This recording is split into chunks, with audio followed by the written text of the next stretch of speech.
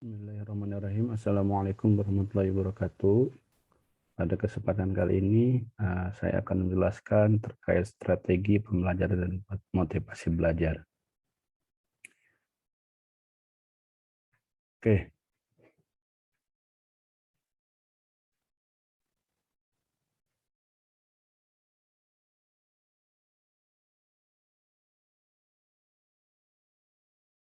definisi. Ini definisi yang pertama. Strategi adalah pendekatan secara keseluruhan yang berkaitan dengan pelaksanaan, gagasan, perencanaan, dan eksekusi sebuah aktivitas dalam kurun waktu tertentu. Di strategi itu lebih ke cara gitu ya, cara kita melakukan sesuatu gitu ya. Tapi yang pastinya diawali dengan gagasan, terus perencanaan dan eksekusi. Jadi bukan hanya cara saja, tapi langsung ide, gagasan, terus ataupun direncanakan, dieksekusi, dilaksanakan, dan biasanya ada evaluasi. Kemudian yang namanya pembelajaran, ini menurut Undang-Undang Nomor 12 Tahun 2012,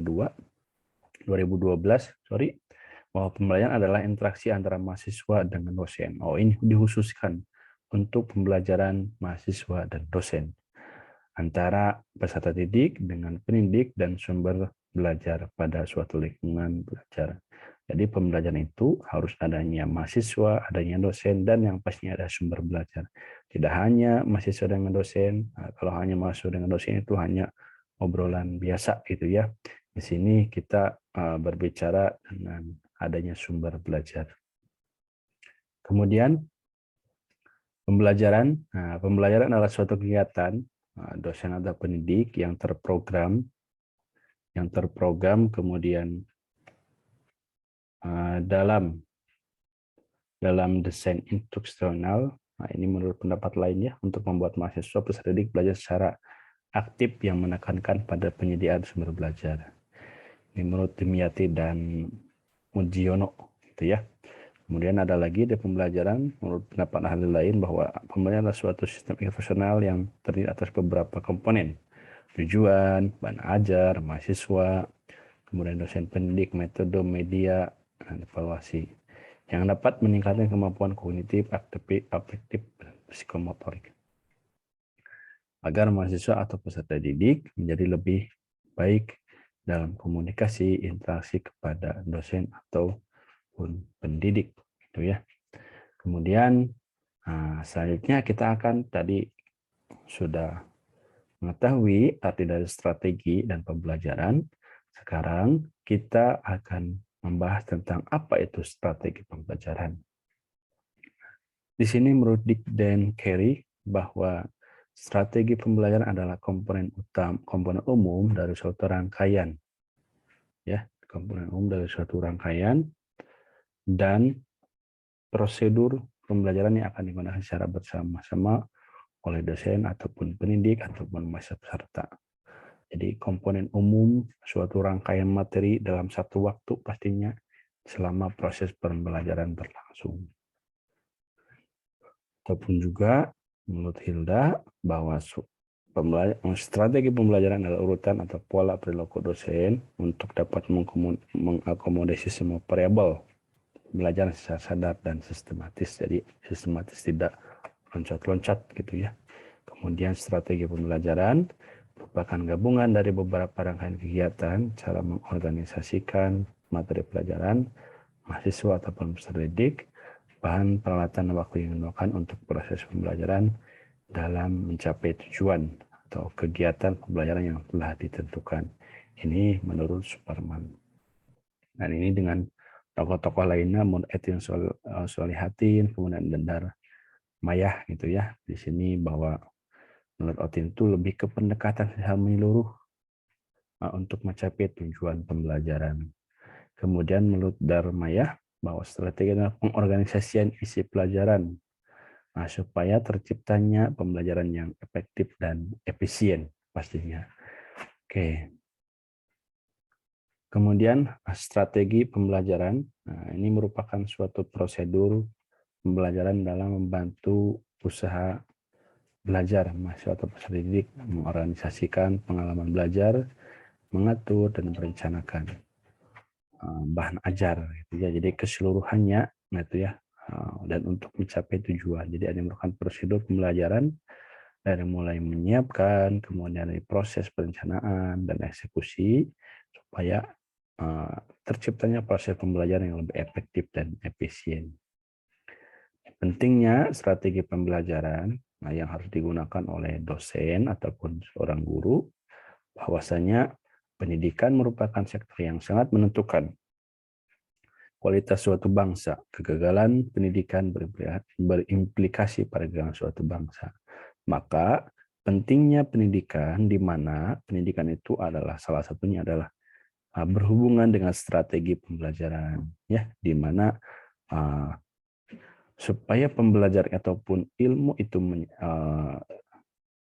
sampai ataupun didapatkan oleh mahasiswa, apa yang disampaikan dosen harus memakai strategi yang benar supaya transfer keilmuan dari dosen ke mahasiswa itu lebih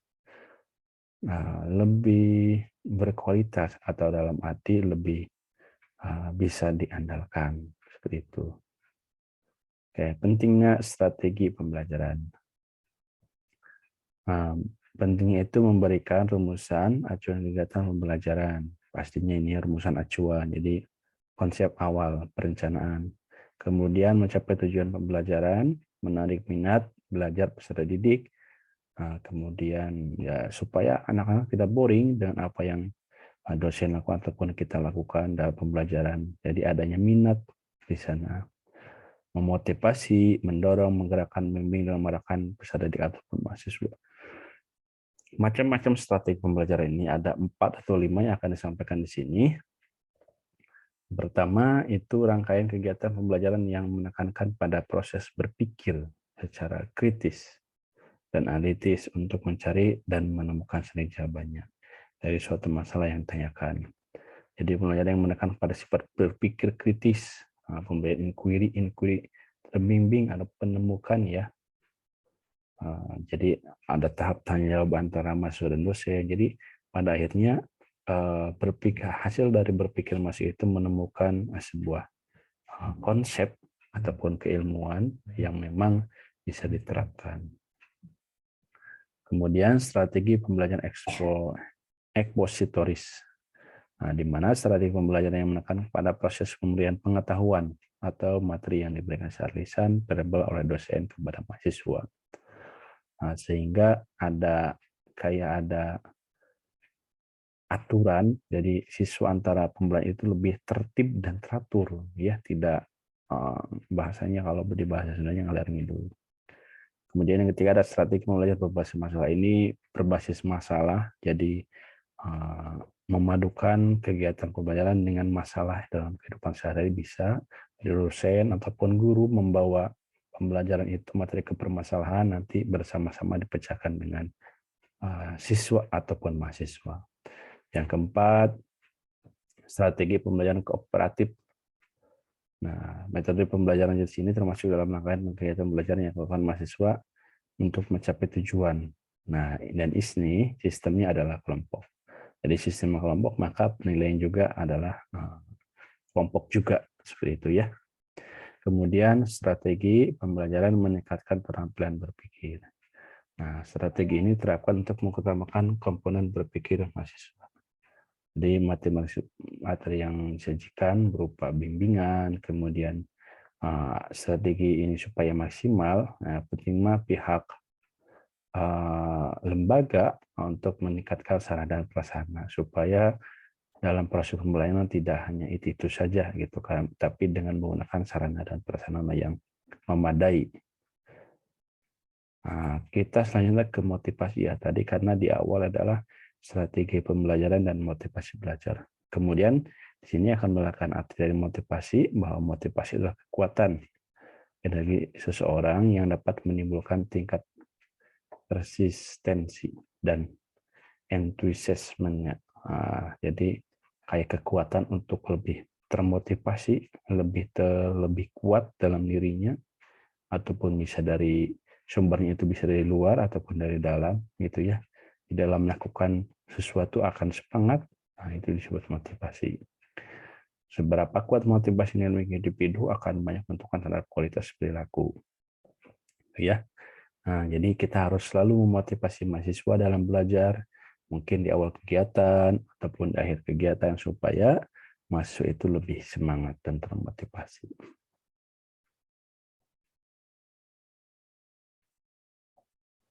Oke, selanjutnya, ini menurut Deddy Supriyadi bahwa motivasi merupakan modal yang sangat penting untuk belajar. Tanpa ada motivasi, proses belajar akan kurang berhasil. Nah, jadi sangat pentingnya motivasi buat peserta didik itu akan mengakibatkan atau mempunyai efek yang memang luar biasa gitu bagi prestasi peserta didik. Kemudian menurut Dimyati, prestasi dipandang sebagai dorongan mental yang menyebut kekuatan mental. Nah, ini juga sama untuk motivasi belajar. Sedangkan menurut Munjiono bahwa motivasi belajar, kalau tadi motivasi ini motivasi belajar seorang siswa belajar karena dorongan kekuatan mentalnya, yaitu yang tadi dari mungkin dari luar ataupun dari dalam. Jadi keinginan, perhatian, cita-citanya full untuk belajar gitu ya. Kemudian menurut Hamzah bahwa motivasi belajar adalah dorongan internal dan eksternal pada siswa-siswi yang sedang belajar untuk mengadakan perubahan tingkah laku. Nah, seperti itu. Nah, maka disimpulkan bahwa motivasi belajar merupakan suatu dorongan internal dan eksternal pada siswa yang memberikan semangat, perhatian, kemauan, keinginan, dan cita-cita untuk belajar guna mencapai tujuan yang diinginkan. Oleh karena itu, motivasi belajar untuk siswa sangatlah penting karena sebagai pendorong siswa untuk lebih giat dalam belajar agar memperoleh tujuan yang ingin dicapai. Dalam belajar itu memperoleh versi yang bagus. Ciri-ciri motivasi ini banyak sekali ya. Nah, Sardiman atau tekun, ulet, menunjukkan minat yang bermacam-macam, lebih senang bekerja mandiri, cepat bosan dengan tugas rutin, jadi hanya ingin tugas yang baru, dapat mempertahankan pendapatnya, tidak mudah melepaskan hal yang diingini itu, senang mencari sesuatu. Ini analisis hasil kerja yang rendah, berarti ini analisis yang memang kerjanya dia motivasinya kurang, belum menguasai pengetahuan, sifat dan strukturnya tugas sulit, terus konsekuensi negatif dan jarang berlatih. Fungsi motivasi dalam belajar yang paling besar adalah optimal dari motivasi, gitu ya. Jadi motivasi selalu berkaitan dengan suatu tujuan. Jadi kalau tujuan ingin tercapai, motivasinya harus kuat. Fungsi motivasi bagi pendorong untuk membuat sesuatu dari setiap aktivitas. Penentu arah buat kita akan melangkah kemana, menyelesaikan perbuatan, mendorong usaha untuk mencapai prestasi. Untuk motivasi di sekolah, motivasi anak berbeda-beda. Motivasi tidak timbul tiba-tiba ya, harus ada proses yang diberikan oleh guru, mungkin orang tua, dan lingkungan. Cara menumbuhkan motivasi antaranya memberi angka dalam arti memberikan penghargaan. Memberi angka contohnya 10, 100 gitu. Kemudian memberi hadiah atau reward kepada siswa gitu ya, hadiah dalam bentuk barang ataupun apapun itu. Terus adanya kompetisi. Jadi adanya juara di kelas itu tidak hanya semua dikatakan, tapi oh ini ada juaranya dan ini yang berhak menang, itu akan meningkatkan motivasi bagi yang juara ataupun yang lainnya supaya bisa mengejar. Ego, menumbuhkan kesadaran diri mahasiswa agar merasakan pentingnya tugas itu gitu ya. Kemudian memberi pujian ya, kalau tadi hadiah mungkin berat dan pujian, oke, selamat dan benar gitu, dan seterusnya gitu ya. Dari motivasi, dan penguat, kemudian hadiah dan penguat itu, motivasi sebagai penguat, hadiah juga sebagai penguat. Adanya cognitive dissonance dari yang mengatakan tentang tingkah laku seorang dengan memberi alasan untuk menunjukkan bahwa dirinya positif. Teori atribusi, mencari penjelasan dan mencoba untuk mengerti mengapa seseorang memberikan alasan, terutama jika seorang mengalami kegagalan. Jadi harus diberikan motivasi kalau memang ada mahasiswa yang memang gagal. Menghargai diri sendiri, menggabungkan komponen dengan persepsi yang menyembuhkan sukses dan gagal gitu ya, menghargai diri sendiri, self worth. Ini menurut pentingnya dalam proses pembelajaran. Nah, ini menjadi manusia berarti pentingnya dalam proses pembelajaran, proses didik akan mempelajari hal-hal yang bermakna bagi dirinya. Pengorganisasian bahan pembelajaran berarti mengorganisasikan bahan dan ide baru belajar yang bermakna. Nah, menurut teori Maslow, nah ini yang terkenal ya. Terakhir ini, orang-orang dimotivasi oleh kebutuhan atau ketegangan ditekan oleh kebutuhan untuk bergerak menuju tujuan di mana mereka percaya akan membantu memenuhi kebutuhan. Motivasi berprestasi, ada beberapa orang yang berambisi dan bekerja keras untuk mencapai sukses. Itu yang bisa saya sampaikan, semoga bermanfaat. Assalamualaikum warahmatullahi wabarakatuh.